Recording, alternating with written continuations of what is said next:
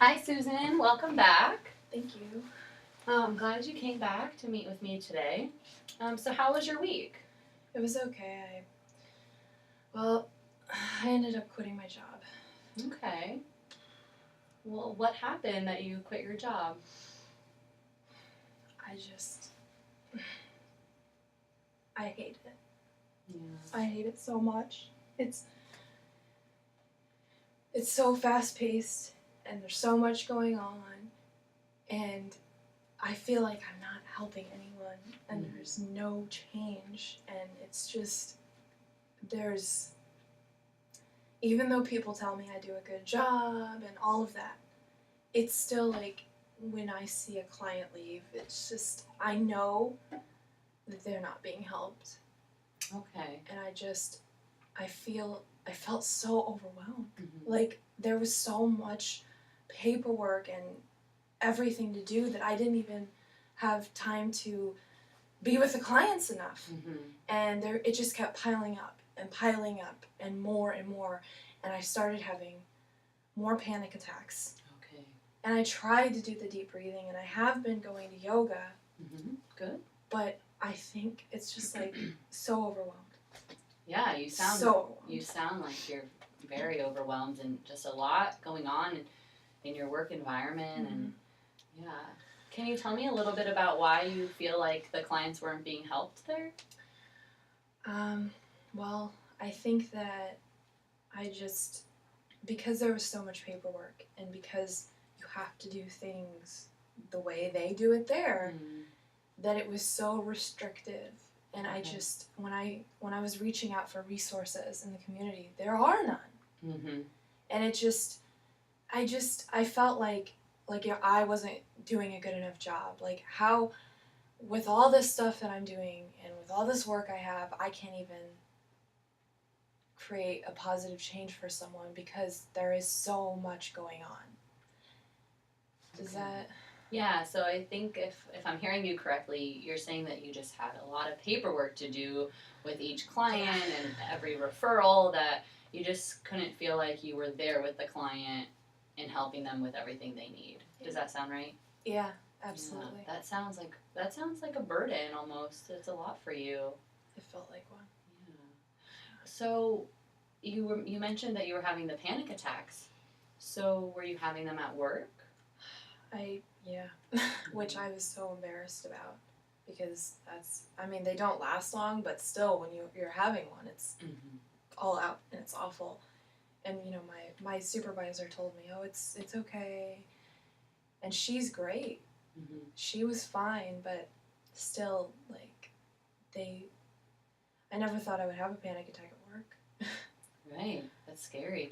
And it's like, I feel like I wasn't having panic attacks anywhere else, but it's just now at work. Because you know how we talked about last week, talking with my mom and stuff like that. And I did that, and I feel better about that. Okay. I mean, now that I quit my job, she doesn't know, but we'll talk about that later, I guess. But I don't feel as anxiety-ridden and all that, except it was at work for 8 hours a day. Wow. 5 days a week. Right. So it's a lot of stress for all those hours every day to just cause you anxiety and panic.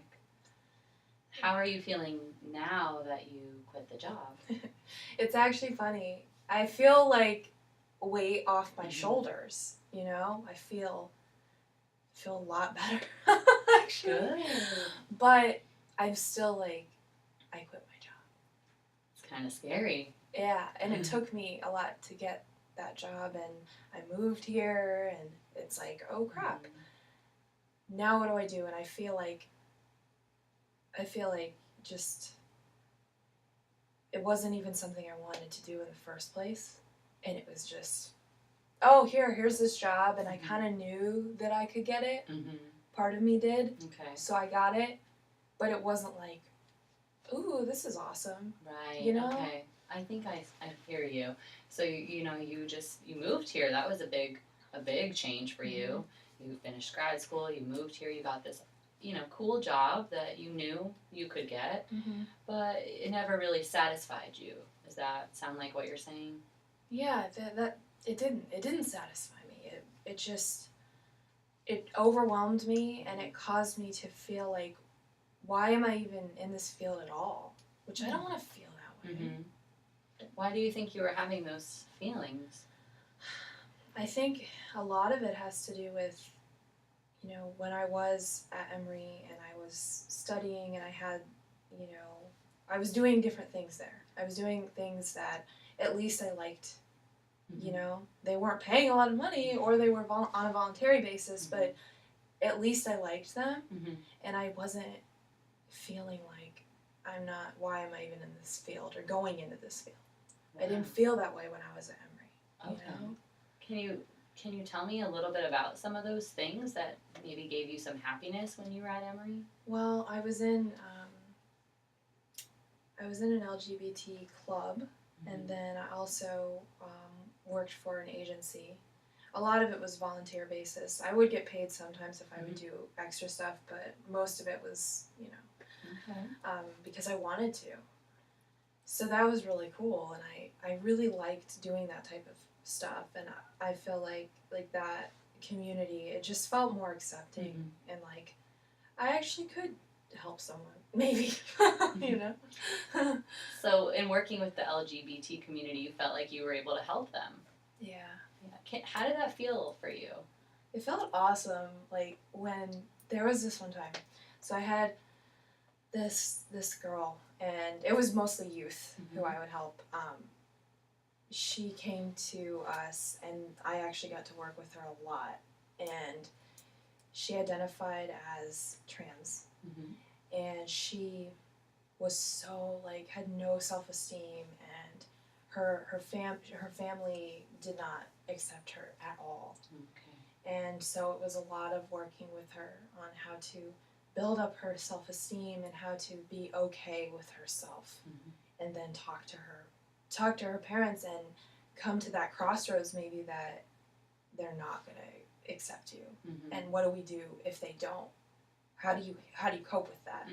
And so I'm not going to go into a whole long spiel about it, but we really worked together well, and she did it ended up good. One of her parents, they didn't accept it ultimately, and it didn't work out, but her other parent, she's still in contact with, and as far as I know, but she's still in contact with, and they're building a relationship now. Wow. So. Susan, when you told me that story, I could just see the excitement in your face, and just you kind of got calm, and you felt confident in sharing that story with me. I'm really happy that you shared that with me. Sounds like that was a really great time for you, and you felt like you had maybe purpose, and you were able to help someone. Yeah, I definitely did I felt way more purpose. I felt like, wow, this is actually, something that I can make a difference in, because I could see it happening. Yeah. I could work with someone for more than the place I was at 3 days a week. I could work with someone, and I could get them whatever they needed. I could at least help them, and know that if we tried everything, at least they had that time, and they were in a community that accepted them. Right. Okay. So sounds like that you like to give your clients a lot of your time and resources, and let them know you're there for them. Yeah, and I think that's something, when I quit my job, I just was like, I don't have any resources to give you. I don't have anything to help you with, and I didn't feel like there was anything I could do. But when I was at Emory and helping and doing these things with people, I did, and it, like you said, I did feel confident about it. It felt like, oh, cool. Yeah, I'm doing this. Yeah, and you like to share it with others, which is nice. So I'm wondering, at your job that you just left, you mentioned that you had a lot of panic attacks there, and it was very overwhelming for you. Did you ever experience any panic attacks when you were working with the LGBT community in Emory? I didn't. No, not at all. And I felt like a sense of ease, and the anxiety, and right before the panic attacks about to happen, none of that. It was It was like, this is where I need to be. Okay. And I knew that I needed to be there and that this was the right place. And when the job I quit, I didn't feel like I needed to be there, and I didn't feel like it was where I was meant to be. Okay, that's interesting. Very interesting. Why do you think that you weren't meant to be there? Just because it wasn't with the...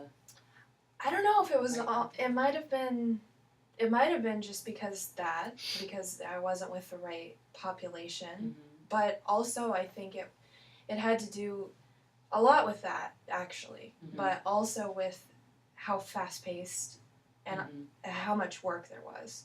Because, I mean, I'm okay with doing work. It's not that I don't like Mm-hmm. working or, when I like what I'm doing. It's just when there's, like, a stack of papers that high and it's like, go, go, go, Mm-hmm. go, go, I just don't do well in that type of situation. And when I was at Emory and working with the LGBT community, and I mean, I think typically most LGBT agencies they're not like, woo, we're fast paced, because they're trying to build a community. Mm-hmm. They're trying to help people and make them feel accepted. Right. And that component is what I really liked, I think. And this other agency, it was like no one really cared. Mm. Yeah, I think it's really cool that you can be so in touch with like what you like and what you don't like, and what you see that works for you, and what you can give to others, and you can verbalize that with your different environments that you're in. It's normal for someone to hate their first job right out of college, or to determine, I really don't want to work with that population. It's not for me. So I think I need to commend you on, figuring that out early on. Thank you so much. So Chelsea, Susan, I have a question for you. If you were able to get a new job tomorrow, what would your ideal job be? Where would it be? What would it look like? Wow. So it could be any job. Mm-hmm. Anything that you want. Wow, and I would have it tomorrow. That'd be nice. Let's see. Any job.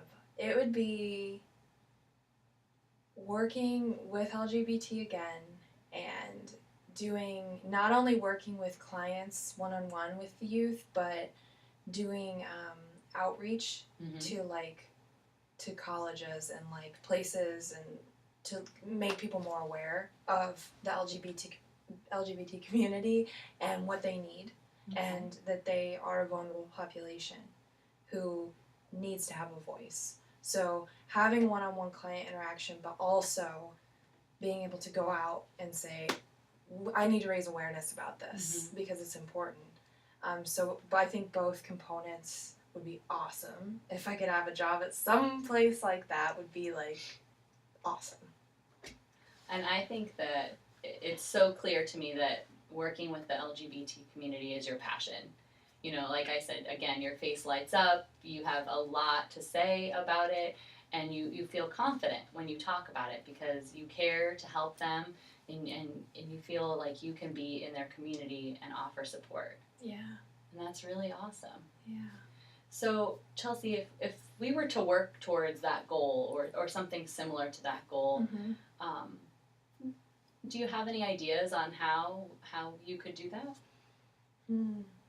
I think my first step would be, I would need to get on the internet and just do a broad search of okay, what is available in the area, or even maybe in not it doesn't have to be exactly in Fort Myers, but it can be Sarasota or wherever within that area of agencies that I could look at, and maybe email people and say, hey, I'm interested, and maybe go and talk to some people and kind of put feelers out for a couple different agencies. I think that'd be my first step.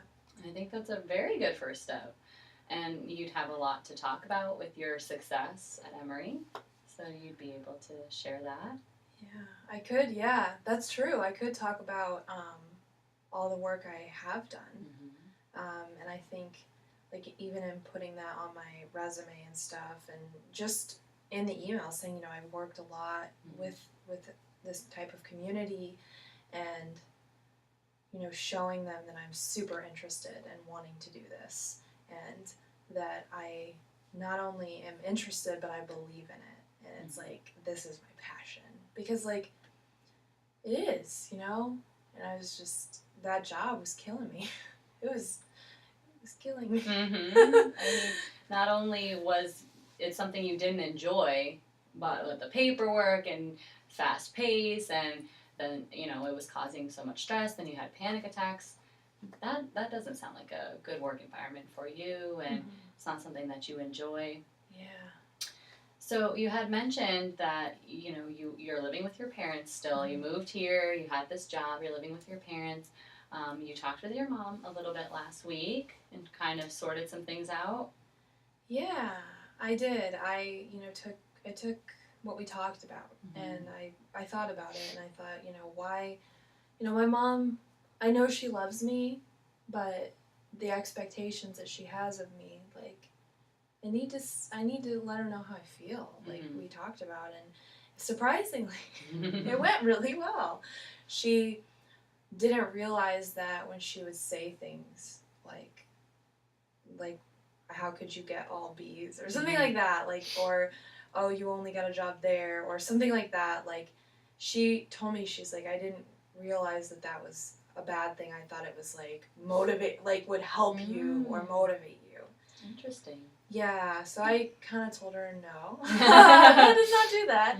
Like we talked about, I was freaked out, but I think once I started talking, I was just kind of like, okay, well, I just need to talk to her, and if I get a bad reaction, then okay, then I'll talk about it with Danielle next week or something like that. But her reaction was really good, though, and it helped. And like since then, she hasn't been saying. She's used to it, I think, so she hasn't been saying as much things. Okay. Which has been better. Okay, good. Yeah, but like, I am concerned though, like, because I did quit my job, so I'm wondering, like, I know I need to tell her, so I'm a little freaked out about that, and I want to tell her, and then I also want to tell her, I think it's a really good idea. I want to apply to LGBT places, okay. So I want to do that. Okay. So I need to tell her, let her know. Yes. Okay. I just want to go back to, how did it feel for you when your mom finally, was able to, not say so many of those comments to you that upset you? It's it felt like I solved a huge solution. Okay. Okay. That's great. I like, and I don't know why, but it just felt like, okay, this person has been in my life forever. Like, she birthed me. Right. And I think it felt so good to get that out in the open between us. And it was like, finally, like, how I feel about this. And so it felt really good. It felt great. I mean, it was scary. It was scary. But I feel like I really, for my home life in that aspect, it really helped me. Good. And it when we talked about approaching her, that I think that was the push I needed. Okay. Was someone to let me know it's okay to talk to your mom. Definitely. Yeah. A lot of us struggle with that, and that's normal, but I'm so happy that you were able to have success with that, because now you have another situation. I do. And so have you given any thought to how you're going to approach that with your mom? I was thinking about just saying, I think I should tell her that I'm interested in applying to a place that I actually care about, and open it that way. Okay. Versus like, oh, I quit my job. Because that might get like kind of a negative reaction. So I'm thinking like maybe saying, Mom, I've been thinking about it a lot lately, and she knows I've been having panic attacks, Right. I live with her. So I just let her know, like, I think it would be really cool to say, Mom, I'm going through this, and I was having the panic attacks, and I think it was clearly because I felt so overwhelmed and I wasn't doing something I liked to do. And letting her know that I am going to apply, because I am. I'm going to apply to places that I actually care about. And I think opening it like more positively, maybe. I think that sounds like a great plan. How do you feel that she'll respond to that? I think she'll be kind of like, oh, Susan. Like, she'll probably just, my mom's cool, but she's hard. You know, she's tough cookie. Yeah. So she'll be like, you know, you need to make sure you start applying to the new jobs. But I think since I talked to her last time, she is going to have a better reaction because she knows that it hurts my feelings when she says things like, oh, I can't believe, you know, you quit that job. So I think that she'll have a better, like, okay, I don't need to say that because she obviously already knows, like, she quit her job. So I think it'll go good. I think, like, the positive approach would be better in doing that with her, just to get that out of the way and let her know that, hey, I am doing something. I'm not just like, hey, I quit my job. I think sharing your passion with her is something that she may really enjoy hearing about. You mentioned last week that sometimes she would say comments like, did you help anyone today? Or you didn't really help anyone today. So maybe with you working with a community and people that you connect with and that you care about, she'll also share that passion. Yeah, I think so, because then she'll realize what my passion is and she'll know. You know, she's my mom, so she'll know. And she'll see, I think, like you said, like I get happy when I talk about it.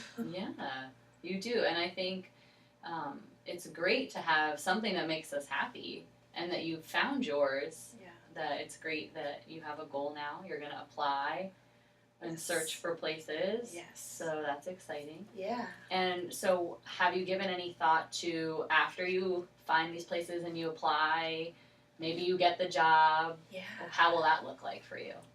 Yeah, so my ultimate goal would be to get a job. It would be nice to get a job somewhere close. I mean, if I don't, that's okay, but it would be really supreme if I got a job somewhere close, and I could work a couple days a week, starting off, just getting my feet wet and getting used to it, and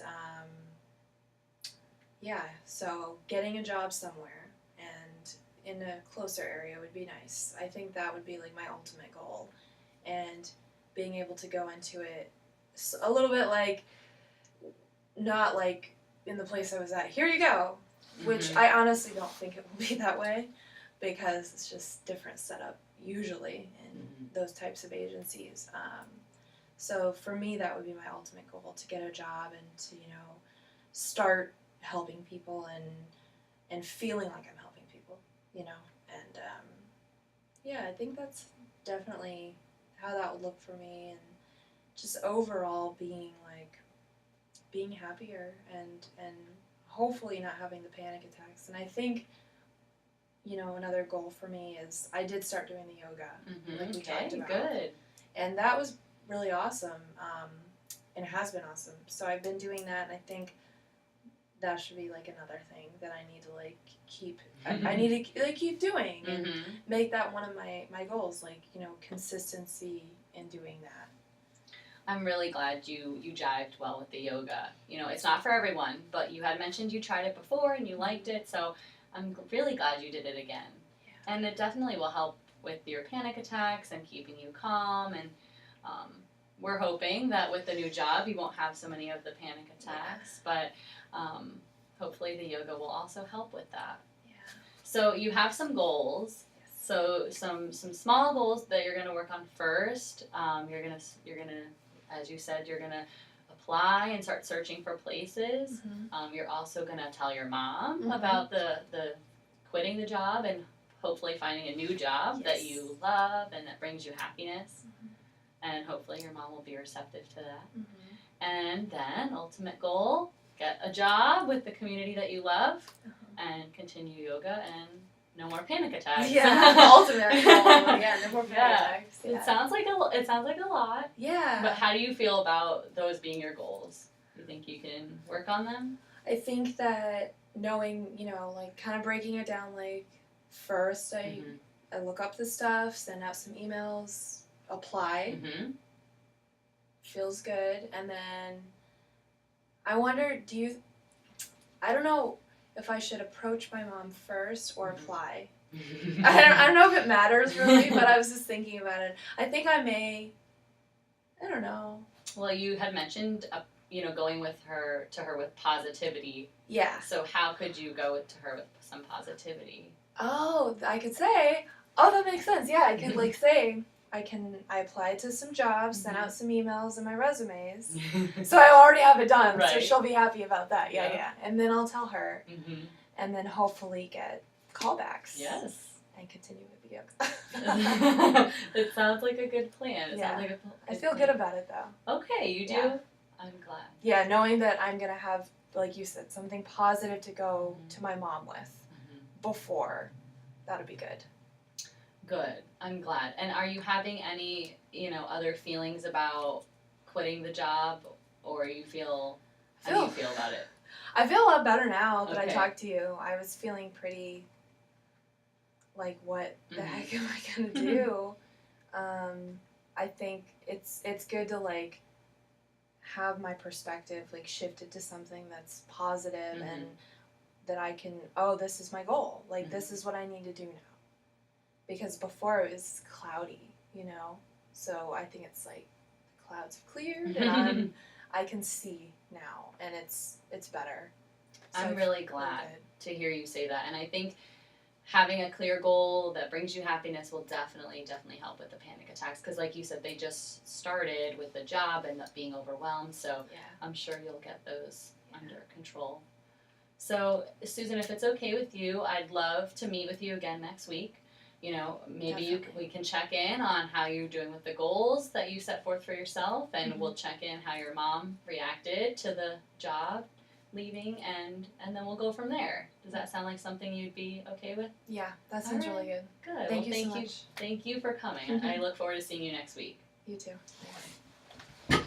Good job. That was really good.